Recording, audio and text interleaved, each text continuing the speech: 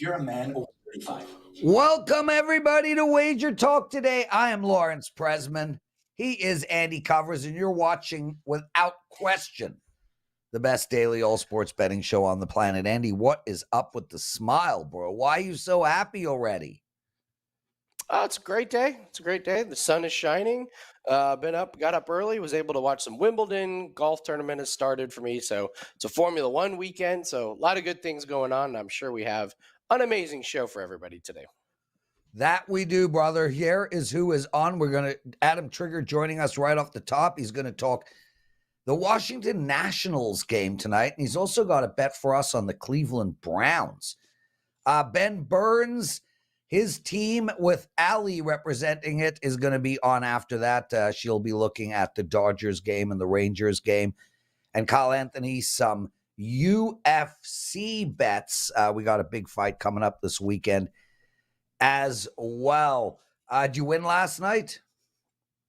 Yes, went 2-0 in MLB play, so that was awesome. Wimbledon still is a mess. Prez, they were saying this morning, there are some guys and gals that have not finished their first round games. And then there are others, mainly the big names, that they just rush through. They're already through to the third round. How pissed off would you be if you found out they just let the big names smash their opponents and get all this rest? They're already through to the third round, and now you have to go out there and play 3 days in a row probably. So the weather has wreaked havoc over in Wimbledon. So we're trying our best to take advantage of all the lines. How pissed would I be? Well, I always look at everything as what would I say as a parent. So if it was my child and she called me and bitched, I would say, life's not fair. And if you want that opportunity, be better. Adam Trigger joining us. Adam Trigger, what would you say to the child you don't have? I like your response, Prez. I'd probably be something along the lines of that. If you want the buy, you got to be a bigger name. It's pretty much that simple. Yeah. These kids today, dude, for some strange reason, that word fair just pisses me off. Like, I got 4 kids in my house. All of them think things should be fair. Oh, my Lord. Anyway, I don't think people want to hear me wax poetic about fair or not fair, so let's get into the game. Mackenzie Gore, Brandon Williamson, Washington versus Cincinnati. 9.5. Look, I've been telling my clients for months, anytime you get less than a 10 in a Cincinnati game, just blindly bet it over. I would do it here. What do you like in this game? So, I mean, you're right, Prez. There's been a lot of runs in Reds games, and I don't really disagree with that because I think the Nationals are going to score here. The Reds might score as well, but I am on the Nationals. It's a 4% play for me. I was actually going to put this up for sale, and then I realized it was a 1 o'clock start. So I said, you know what? Let's just give it out on Wager Talk Today for free. But it is a 4% play. I'm going back to the well with Mackenzie Gore.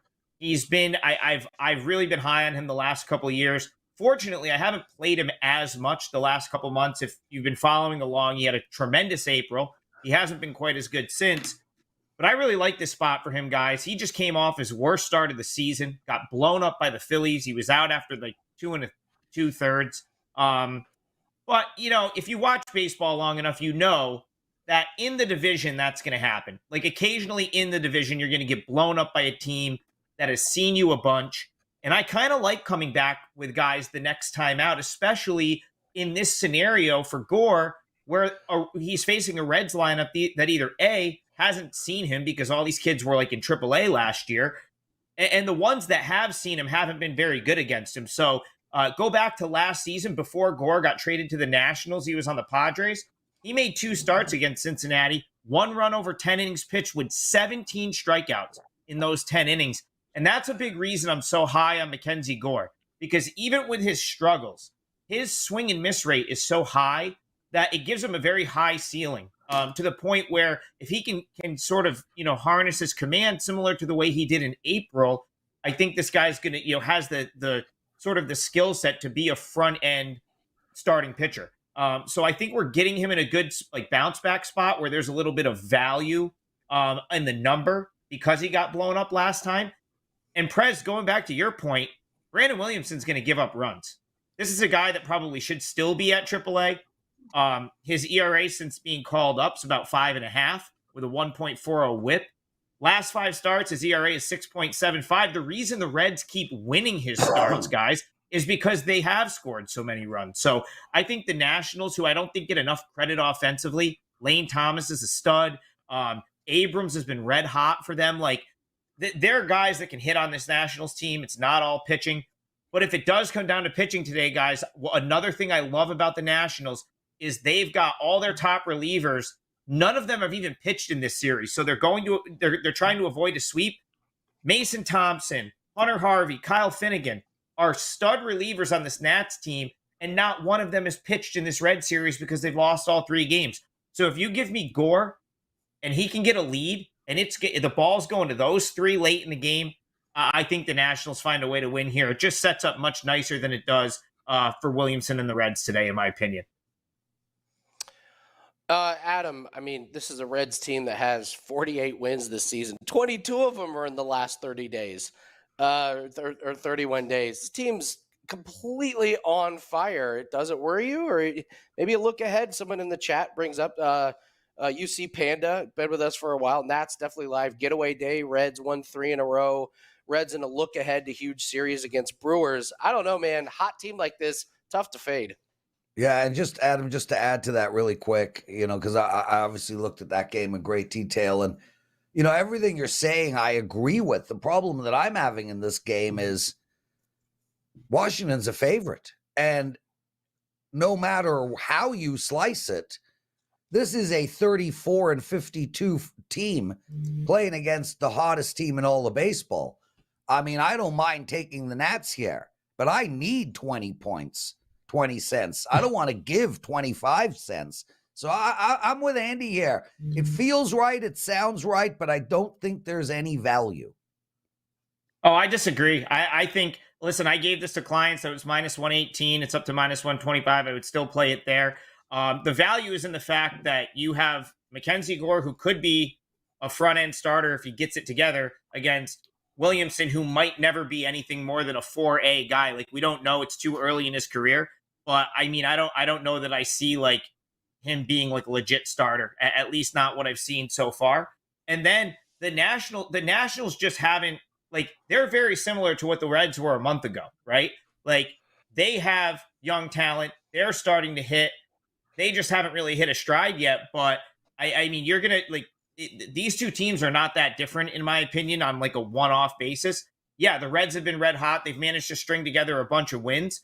But I don't think that the Reds are like significantly better than the Nationals. Like, if you take today on and say, okay, let's see what they win the rest of the way, I bet it would surprise you. I bet the Reds and Nats from this point forward, June, I had to look at my calendar quick, July 6th till the end of the year, their records might not be that different. You're going to see some Reds probably in the near future. And who the guy in the chat made a great point. That Brewers series is huge this week. It could be a little bit of spot Reds. Adam, how many games will you give me? I think we're having a little bit of an issue. I'm going to refresh my screen. Maybe who knows.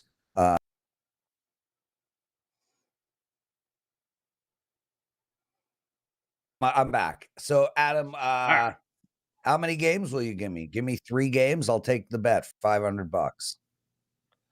I mean, Prez, honestly, it's not so like that. That's not a bet I have any interest in making, to be honest, because it's really more of just it's more or less saying that I think going forward from this point, the Nationals on a day-to-day basis will be a better bet than the Reds on a day-to-day basis. There will be more value backing the Nationals from this point to the end of this year than the Reds. And what I'm saying is the disparity between these two teams from this point on is not going to be as big as I think the masses would think. I don't know if the Nats will be a better team than the Reds from this point on, but I'd be looking to sell the Reds because I just don't think they have the pitching, nor do they have the bullpen depth to win at this rate. And all these guys are young. They're going to have stretches where they get you, like young guys, when they get into slumps in the big leagues, much harder to work out of it than a veteran. So I'd be willing to sell the Reds going forward. There you go. Adam Trigger, everyone. Exclusive handicapper at WagerTalk.com. And Adam, it was your birthday the last, I think on Saturday, if I recall.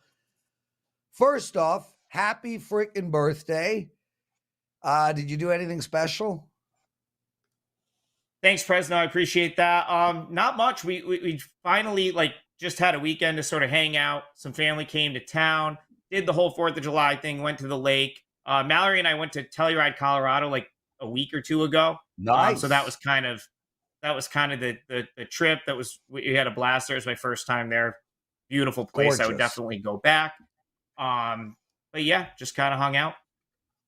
Excellent stuff. There you go. Adam Trigger closing in on 40, looking like 25. Speaking of being high on something, I had a great night last night. I mean, the Cleveland Browns. You're high on them to make the playoffs at plus 120. This is an interesting play. Deshaun Watson's second year now with Cleveland. And hey, man, look, if this guy can get back to form, he's one of the best. And that's got to be taken into account in your handicap. Pittsburgh, much improved team. Baltimore's added weapons. Cincinnati's likely going to win the division. This is a bold prediction. I want to hear why. Yeah, so I don't bet a ton of preseason NFL type futures. I'll usually come up with a win total here or there, a couple other bets. But this was one I bet. This was my very first bet of the football season. So I bet this earlier today. You can shop it around. You're gonna find plus 120, plus 125. These, first of all, always shop these around because these will vary significantly from book to book. But we'll call it plus 120 or any plus money here is probably good. I like the Browns to make the playoffs. So you go back to last season. The Browns struggled, obviously without Deshaun Watson, but Jacoby Brissett wasn't that bad. And if you look at the reason they were a poor team, and I think they were maybe 3-8 when Deshaun finally got into the mix. It was because they were giving up points left and right, and they had a couple injuries on the offensive line. So they just never sort of materialized to be the team that I thought they could have been last year. This year, if you take Deshaun Watson out of the mix and just put him over to the side for a second, because we know we're going to need him to play well. This team is awesome. They've got all the sort of intangibles of a team that could really be a factor in the league. They could be one of the better teams in the league if they get to play out of the quarterback position. And you just go down the line. The things I look for when I'm looking for a team I'm going to sort of buy in with: offensive line. Browns have an elite offensive line. Jack Conklin is healthy this year. He was banged up last year. He was a big reason that offensive line wasn't as good as they should have been. Of course, the run game, and you can forget about Kareem Hunt. He's sort of irrelevant in my opinion. You can find another guy that can sort of offset Chubb, right? So Nick Chubb could be one of the top running backs in the league. Why is he going to be one of the top running backs in the league? Because he's behind a great offensive line. And I don't really think Kareem Hunt being gone is that big of a deal, because running backs, in my opinion, a lot of times are plug in, and they're a sort of they become how far the offensive line will take them, the scheme, so on and so forth. And we know the Browns can really run the ball. The defensive side, they're much improved. They've bolstered the secondary, and they bring in I think it's Tomlinson from the Vikings that they signed. She's going to help the interior run game. Of course, Myles Garrett, still a stud. He's going to sort of lead that pass rush. And they should have more of a pass rush this year. That was another area they struggled in. So, and then I'm willing to defend Deshaun Watson, because it's the guy hasn't played in a couple years. He kind of gets thrown into the mix in week 11 or week 12. And then they're saying, okay, we need you to win us 7 straight games to keep us in the mix in the playoffs, because they got to go back to early last year. The Browns just threw away a game against the Jets. I want to say there was a game against the Chargers that they just squandered in the last minute. So even their 3-8 start could have easily been 500. I mean, they absolutely choked away like 3 games that were all probably games they should have won. And so all, forget about who they're going to play, right? Like, yeah, we know the Bengals are good, the Ravens are improved. Like, their division is tough, but you look at their schedule, it's pretty manageable, all things considered. The first 5 games, 4 of them are home games, and the one road game is the Steelers. So, and I love teams that, like, every year you see a team that gets off to a really good start and they like parlay it into a playoff appearance or a decent season. The Browns are a team with that schedule that could potentially be off to like a decent start. Like, you look, Ravens at home, winnable. Titans, that's a winnable game at home. And they could easily beat, like, the Bengals in week 1 is not like, that's, what is it, a field goal, the spread? That's a pretty favorable schedule in there, in my opinion, like the way it sets up home road and whatnot. So, with the playoffs, as we know, a little bit more expanded than they used to be. Plus 120 for this team to get to the playoffs is a really good bet. Prez, I'm not even that surprised if they win this division. I'm really not, even though the Bengals should still be pretty good. But the better bet here is the Browns to make the playoffs. I think plus money on that is really good. Andy, before you get into it, I'm damn curious what you think here. I'm listening to Adam. Now, look, first, full disclosure, I want nothing good to ever happen to the Cleveland Browns. Ever. This is a team that signed a bad man. And from my perspective, screw them. With that said, I think they're lucky to come out of the first 4 games 1-3. I don't understand which team won't make the playoffs now. I mean, you've got Buffalo, the Jets, and Miami in that division. You've got the Chargers, Kansas City, Denver's improved. I mean, I sit there and I think to myself, plus 120, which one of those other teams are not making the playoffs? Andy, I'm dying to hear your thoughts, but me and Adam are not even close to the same page. I'll take that bet at plus 250, though. Oh, that's something I would bet you there. Go ahead, Andy. No, it's a lot of faith in Deshaun Watson. That's all. That's what it comes down to. He was absolutely terrible throwing the ball last year. I listen. Maybe it was just being tripped up with that big break. But from what I saw last year, now he has the big contract. So much uncertainty with his future. I have way too many questions. But hey, listen, that's the most obvious follow-up question with this is, what are you going to get out of Deshaun Watson? I will pass on Deshaun Watson in all my fantasy leagues. And I wish you luck on this bet, though. We do see it, Adam. I mean, we see different teams enter the playoffs every year in the NFL. It happens all the time. So you can't just pencil in the exact same teams every single year to make the playoffs. There's always some turnover. So you got to find some of these other teams that kind of surprise people. So I don't mind the plus money. It's a roll of the dice, but most of these future bets are. Yeah, no, future bets are tough, especially in the NFL. And I really think, like, one thing I always like with NFL betting, and this is just like a personal preference, but like, I think if you back teams, like if you have a good offensive line, you there's room for error and you can figure it out. Like there's room to make adjustments. If you have a bad offensive line, you're pretty much screwed. So it's like, I tend to lean toward teams that have really good offensive lines going like into the season. Those are the types of teams I want to back, because I think that, like, it maybe if Deshaun's not doing it, they can run the ball. Njoku was like a big breakout guy last year at the tight end position for them. So I don't know. There might be a little bit of room for error, and the defense improved. So that's kind of my rationale here. Adam Trigger, everybody, and sorry that we were not with you on either of your picks, but you handled yourself well. That's how I like it, Prez. That's all right. That's how I like it. Both Andy and I, this segment brought to you by Teddy the Misery Servransky. Adam Trigger, number 1 most profitable handicapper in the last 365 days. I happen to be number 2, and I am very, very proud of that. So you must be ecstatic at your last 365 days. Outstanding work. We're lucky to have you. What do you have to promote? Yeah, so I gave you the only play I have so far in Major League Baseball. I gave it here for free. That's Nationals. It's a 4% play. I'm on a 6-1 run in KBO. Went 2-0 this morning. And I don't do that many 5%ers in KBO, just because I know people have a little bit tougher time getting down on KBO. But every once in a while, there's a spot that warrants it. Friday morning, I have a spot in KBO that I absolutely love. Had to make it 5% play.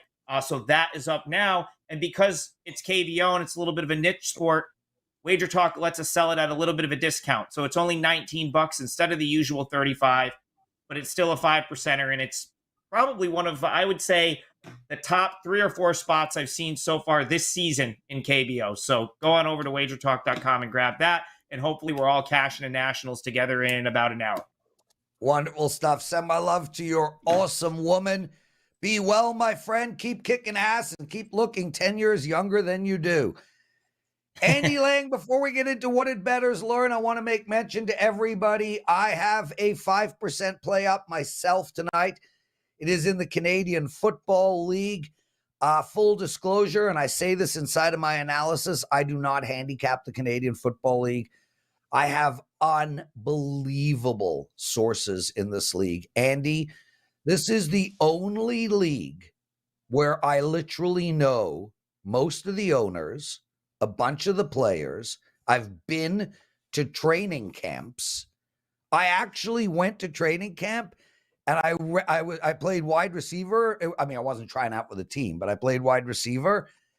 Dude, the CFL is not the number one not the number one gridiron football sport in the world. I couldn't find an inch of space. I had a defensive back laughing at me the whole day. Anyway, I'm unbelievably connected in the sport, and I got a call yesterday, literally 5 minutes before the show started, on a play. These plays, 7 and 3 in Canadian football. I know what I'm doing. My sources are unbelievable. Get my 5% play tonight. Andy, what did we learn in the wonderful world of sports betting?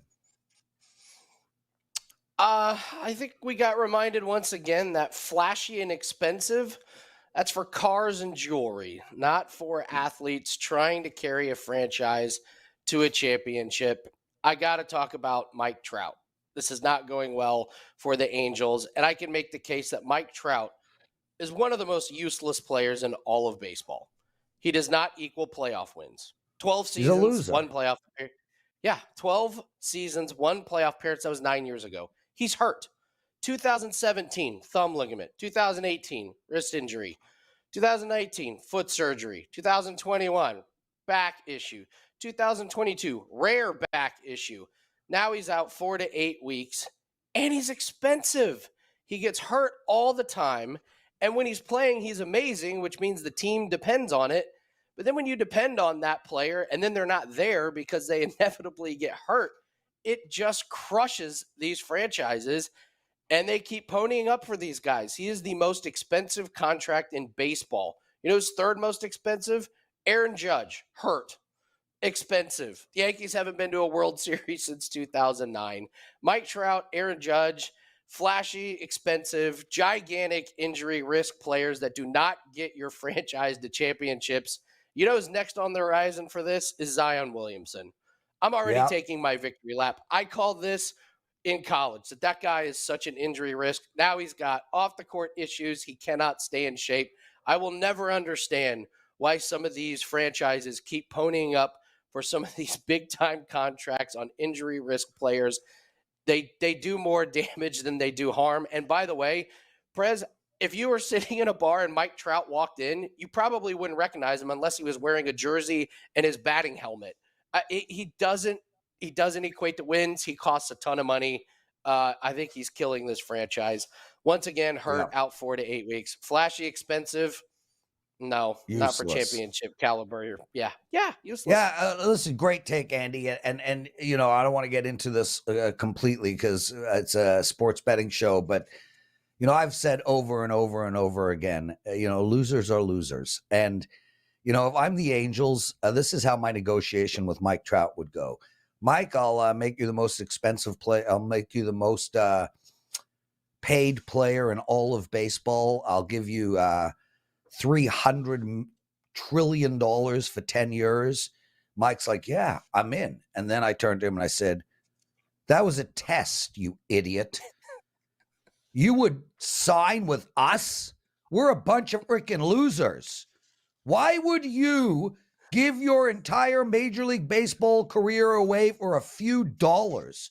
You're not the type of player we want. We want winners. And if you're prepared to sign with us, a shitty-ass LA Angels team that can't get out of their own damn way, you have the makeup of a loser. Get out of here. Go hang out with Johnny Gaudreau. Okay, I'm done. How did you Allie turn that into a Burns. shot at a hockey player? That was amazing. Well, what a yeah, great there you segue. go. Allie Burns joining us, everyone. Allie, anything to add so far? How are you? I'm great. I'm really good. No, I love, Andy, that you said that. Anyone who's watched my shows, I rant about Mike Trout and I rant about Zion. And I'm a Duke girl. Duke is my squad. I mean, number one pick. Go ahead. That dude's going to be injured his whole career, and he is too big to heal quickly. Andy's so big, he's going to keep getting injured. So completely agree. I would have had Jaws my number one. I mean, everything's hindsight's always 2020, but same thing. I have a weird thing with Mike Trout. Like, I have this inexplicable, just like hatred towards him. And the only thing that makes sense is that he probably cheated on me in a past life. That's the only way I can explain it. But same thing. I cannot stand this guy. He's like, it's Anaheim, so it's Disneyland. And he's like this Prince Charming that comes in. He's the most vanilla, boring baseball player that there ever was. Scene. Okay, wow. Sheesh. I don't think we should continue. Anyway, all right, I'll see you guys later. I got stuff to do. I want to welcome everybody into the chat room. We love having you guys all here. Mark Brock, he wasn't impressed. He writes, Andy, you sound like a guy with no talent, bro. Andy has no talent in playing Major League Baseball. Sorry, Andy, if that was offensive. Hey, Swiss, I'm available. I'm available for my team. I'm here. I'm Yeah, here at ripping least you'll segments show up. and everything. I'm here contributing. Yeah. Swiss, Greg, Ghosted, Javier, some Carmine Bianco cat, George Wood. Thanks everyone for being with us. We really appreciate it. Allie, let's get straight into it. You got a bet for us on the Dodgers. Fill us in. I do have a bet for you on the Dodgers, straight from Ben Burns himself. We're looking Pirates at the Dodgers. It's kind of a weird pitching matchup. We've got Oviedo, he's coming off like 5 losses, really, really bad start. Where are my stats here? 8 earned runs in 5 innings pitched. It was freaking ugly. And then on the other side of the mound, we've got Urias, who we haven't seen very much lately. He is off 2 bad starts. Last time we saw him, he was in KC. He gave up 5 runs in 3 innings with only 2 strikeouts. The time before that, it was another 3-inning game, 6 earned runs, 4 home runs. The difference between those 2 games, the whole month of June was in between them. If you remember, he sat 36 games with a hamstring strain. One thing I was checking out when I was looking over the stats, so I like basically both of these pitchers could be dumpster fires here.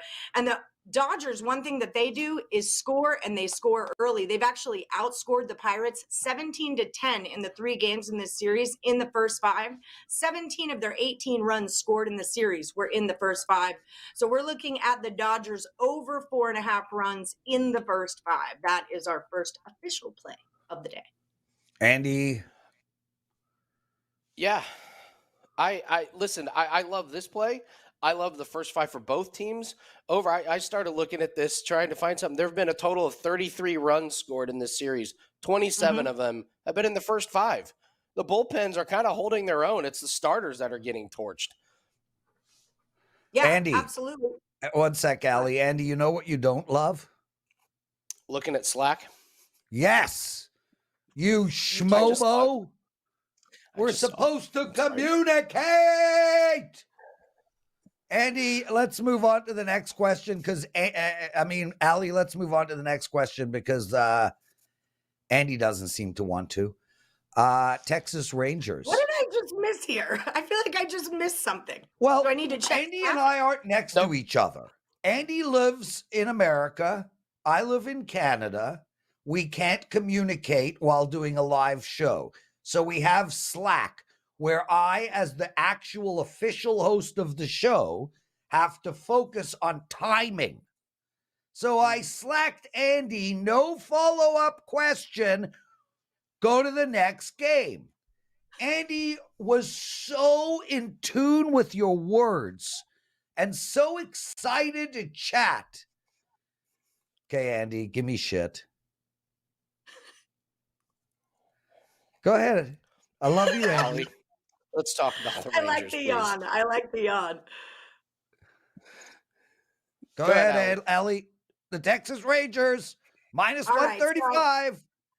So, there's a weird vibe going on right now, but I'm just gonna roll with it. I'm just gonna fix my hat and keep on rolling here.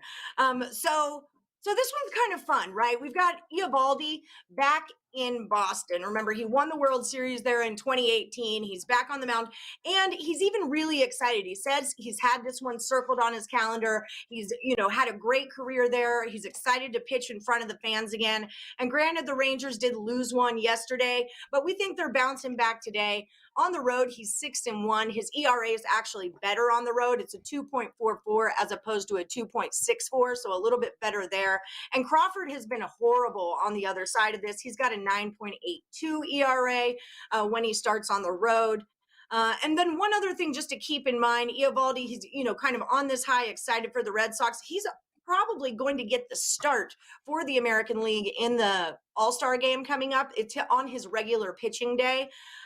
So, I think Eovaldi's just a little bit, he's rolling right now. He's been a beast. I've cashed with him several times this season. So we're going to roll with the Texas Rangers. What was it? Minus 135, I believe. That's what we're going for.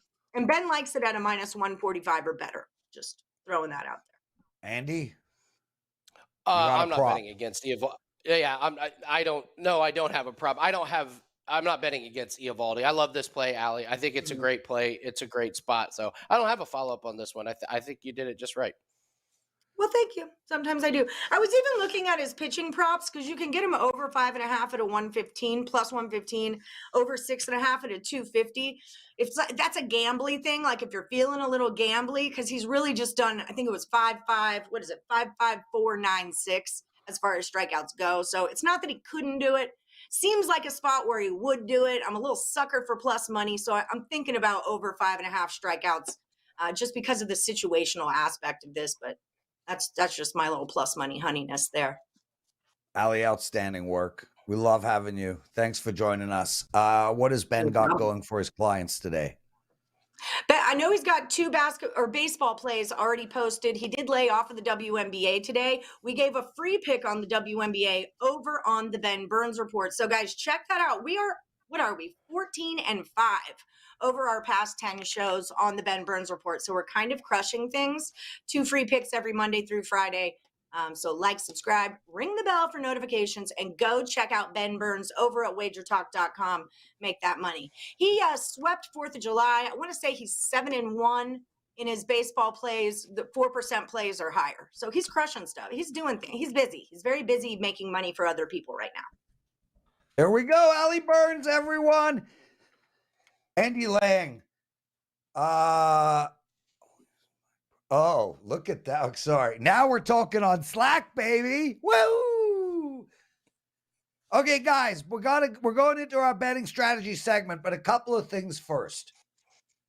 We need questions. Please, if there's any betting question that you can think of, put it up in the comment section of the video after it goes live. Tomorrow, Andy, we're not going to do a betting strategy segment. I want to use that time to talk about your Road to Millions video in great detail. People are absolutely loving it. So tomorrow's show, we will go deep into Andy Lang's video, Road to Millions. Today, however, it's betting strategy with Teddy and the Prez. Andy Lang sitting in. And the question is, and this was sent on Tuesday, but you spent 7 minutes yesterday talking about how bad parlays are. Andy loves parlays. Kelly is always talking about parlays. So which is it? And Andy, I'm going to let you do a lot of the talking here, but everybody knows my thoughts on parlays. However, with that said, Kelly does big dog parlays, plus 1,200, plus 800, plus 900. She looks every Saturday in college football for 3 double-digit dogs that could win and puts them in a parlay. That is not her actual bets. Those are sort of the poutine to the French fry, if you will. So Kelly's not betting parlays to make a living. Kelly's betting parlays to have some fun while actually making straight bets to make a living. I don't bet parlays almost ever. Andy Lang, you have been singled out in this question. Take it over. Yeah, I bet parlays every week. Number one on WagerTalk for parlays this year, we're hitting over 60%. I always tell people, people don't have a gambling problem. People have a losing problem. No one ever complains about somebody gambling too much if they're winning. Parlays are the same thing. Parlays are not the problem. It's what you're putting into the parlays that are the problem. There are a lot of different ways to go about parlays. Here's how I use them. I use them to try and get something close to even money. That's it. I'm trying to take 2 plays and make it worth a couple of units. I'm not trying to put 5, 6, 7, 8, 9, 10 things in to go for the Hail Mary. That is death by 1,000 paper cuts to your bankroll. Those little sprinkles, I'm just going to throw a little bit on this. It just eats up your bankroll. So what I'm looking for is 2 good parlay pieces, call it about minus 300. Then maybe I don't want to mess with the spread. Maybe I just want to take the money line. Give you a great example, the Edmonton Elks. Maybe you don't want to mess the spread. Try and use the other team just on the money line because the Elks have not shown that they can beat anybody this year. And then find another parlay that goes with it. My team, actually, we have a Slack channel that is labeled parlay pieces, where if we have something in a sport that we follow, we'll just say, I need a parlay piece. And somebody else will say, oh, I've got this UFC prop that's minus 400. I can't use it. Great. I've got this golf guy to make the cut at minus 200 that I can't use, and let's put them together. It's to get very creative to find value in the lower ones. We don't put any more than 2, sometimes 3 pieces in a parlay. I don't recommend it for everybody because it can get you tripped up quite a bit, but I just use them to try and get 2 pretty big favorites closer to even. I'm not putting a bunch in there. I'm not going for the Hail Mary. Right. And we've been doing that to a lot of success. Number 1 in units gained this year on parlays.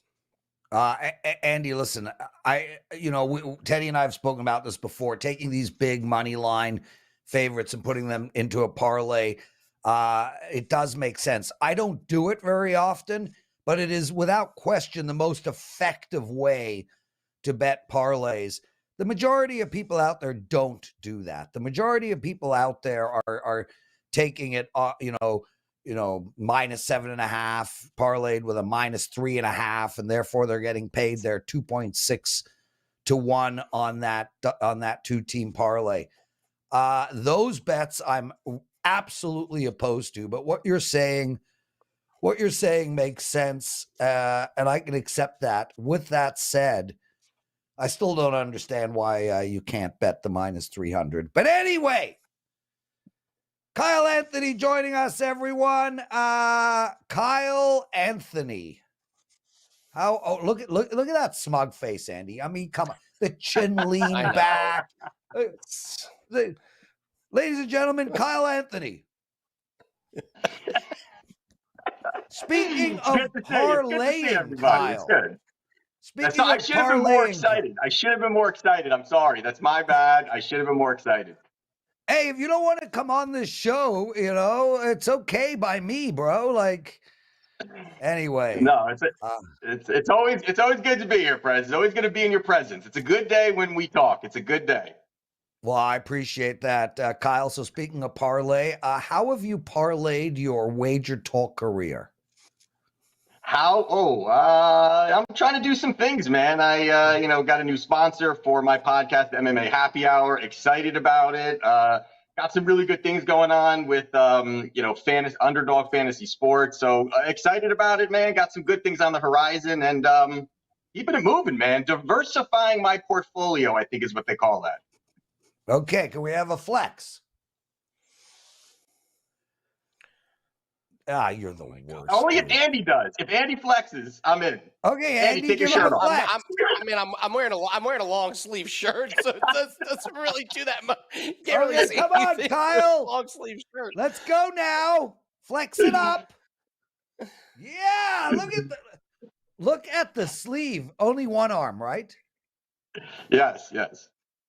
Okay, let's get straight into it. Alexander Volkanovski, minus 400 against Rodriguez, plus 285. This is one of the co-main events. It's going to be a great fight. How should we bet this?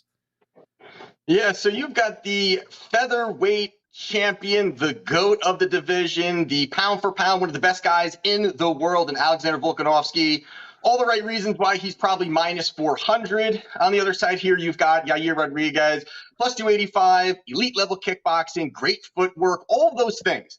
Now, the big thing here for me in this spot was really going to be the last fight with Alexander Volkanovski versus Islam Makhachev. This was such an interesting fight. Him coming up in weight, fighting another champion, was the smaller guy, was able to wrestle, grapple, do all those things. And for me, I really kind of thought Islam would kind of have his way, utilize the grappling, keep him down. Yes, there would be some get-ups, but at least doing that. But Volkanovski arguably won that fight, looked fantastic, and that definitely is why this line is completely swelling when you're fighting a guy like Islam and you're able to do those things. Because history tells us Yair Rodriguez is horrible off of his back.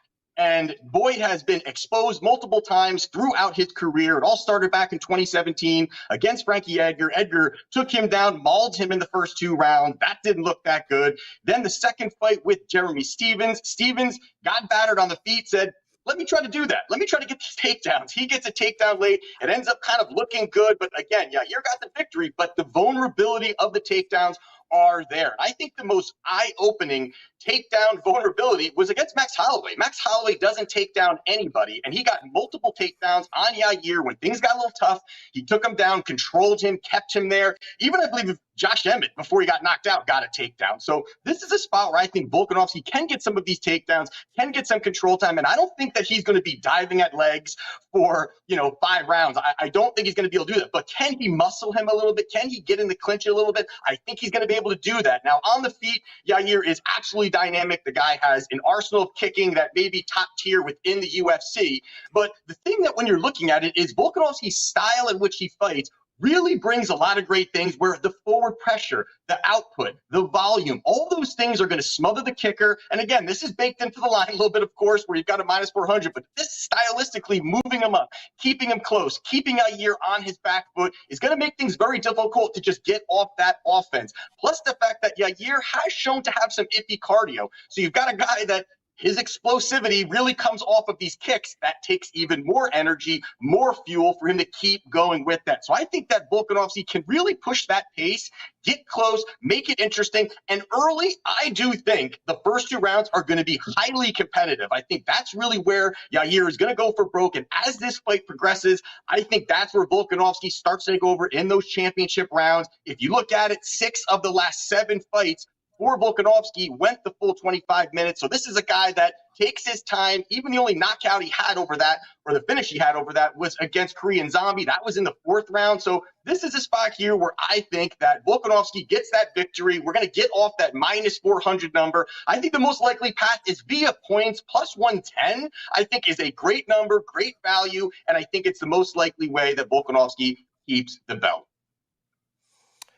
Prez, Kyle, I love this because we just did a segment about how flashy and expensive guys like Mike Trout, Aaron Judge don't equate. Yair Rodriguez is the flashy, expensive. Volk is Jokic.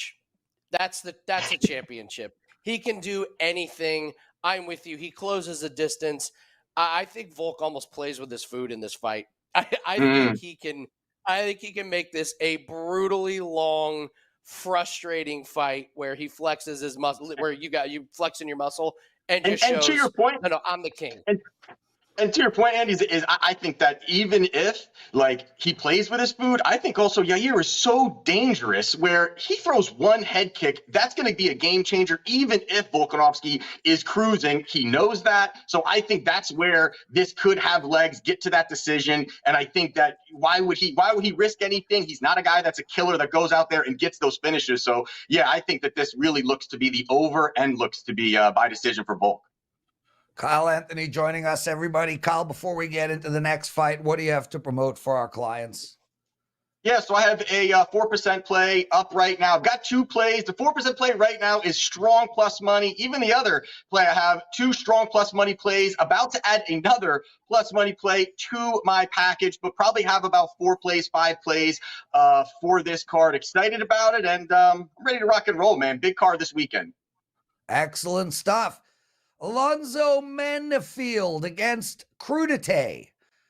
Minus 120 for Jimmy. How do we bet this fight? Well, listen, Crudite is dangerous, but his name is Jimmy Crute. He's minus 120. And you got the other side here. You've got Menfield. He's minus 106. And this spot here where you have Jimmy Crute, he is tough, durable. He's going to move forward. He's going to look to kind of wrestle, grind you up against the fence. On the other side, you've got Menfield, huge power puncher, big, strong guy. That first round, he is absolutely deadly. But this is a fight that took place back in February, was a draw. Now they're having it again. And there's a lot of takeaways that you can, especially when the price, but there's a lot of takeaways that you can take away from that first fight. And really it being that first round, Crute sold out for that takedown. He really went in, grinded him up against the fence, pushed for him, because we all know Menfield, that first round, he's dangerous. He's looking for the big shots. And I really believe that Crute had a path there. He was working him up against the fence. You got to slow down Menfield. And he actually had this great front choke going on. He went to pull backwards. That was a massive mistake that allowed Menfield to get back up. He started dropping bombs on Crute.